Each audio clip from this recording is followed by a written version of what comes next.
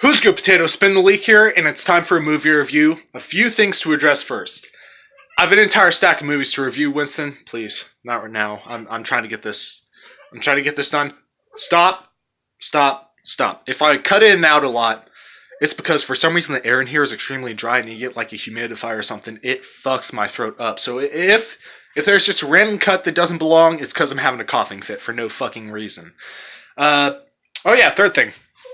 I'm going to go ahead, since I get so few subs, I'm going to go ahead and name off, I got a text apparently, I thought I told them to leave me alone. I'm going to name off a couple of people that subbed recently. So we have Elizabeth Gardner, Justin Finney, and Mousy Movies. The last one is actually a movie review, reaction channel, all sorts of crazy things. I actually just watched and subscribed to the guy.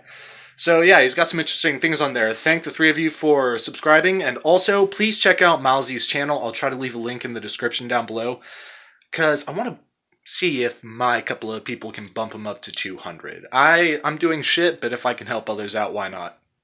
Now, as the title suggests, it's going to be Hardcore Henry. It's a 2015 movie. It's unique. It's fairly unique. The entire movie takes place through the eyes of Henry, who is a half-human, half-cyborg kind of... Well, doesn't cyborg typically mean half-human, or there's a human part? I'm not even going to question it. Henry is a machine that kicks ass, chews bubblegum, and that's pretty much it. He can't speak. Apparently he has feelings. It's really just 2 hours of non-stop action through the point of view where you can enjoy and get really fucking disoriented. There were a lot of moments where I wasn't really sure how I was supposed to be looking at this. I was angling my head and all sorts of weird things. It was one of the details of maybe his eye was hanging out, so the camera would go like this. Only it would be split in half like you're looking through a fucking Oculus Rift.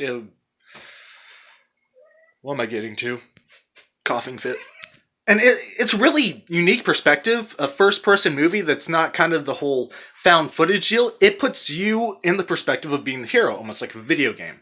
And that's the feel that I generally got from it, a video game without any interaction. And it was a fun concept. And I really did enjoy this movie. But I don't think that I can just give it 5 potatoes based off of that. I am thinking that this is going to be closer to 4 potatoes. There wasn't much story development. There were a lot of questions left unanswered throughout the entire film, but the most important ones were answered. The action was fun, but there wasn't a lot of context to it until, little sparse bits of dialogue exchanged between characters. Well, no, not exchanged between characters, said by characters directed at Henry, who is you, the viewer. Yeah. I think the biggest thing about this movie is the camera work. It's not crazy. I mean, they can't do a lot of interesting angles specifically because it is a first-person type of deal. But they did find very unique ways to play it off, and they did add a lot of interesting effects. And the movie was excellent with being spontaneous. Enemies and obstacles would come out of nowhere, and it did take you a lot of fun places. There were a lot of very colorful and interesting characters. The acting overall was actually pretty...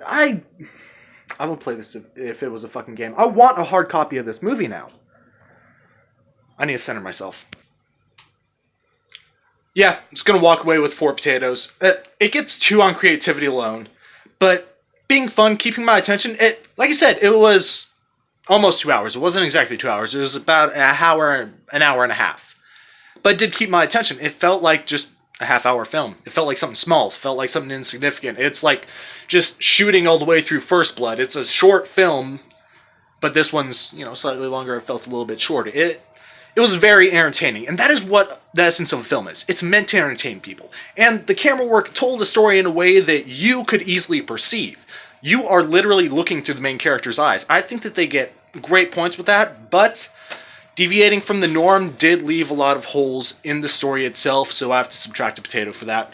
What do you think of this movie? Go ahead and post in the comments down below. Like, comment, subscribe, keep on keeping on, and I will see you in the next one, where hopefully I start working through the Rambo franchise and Predators and Shark. I'm just looking at a pile.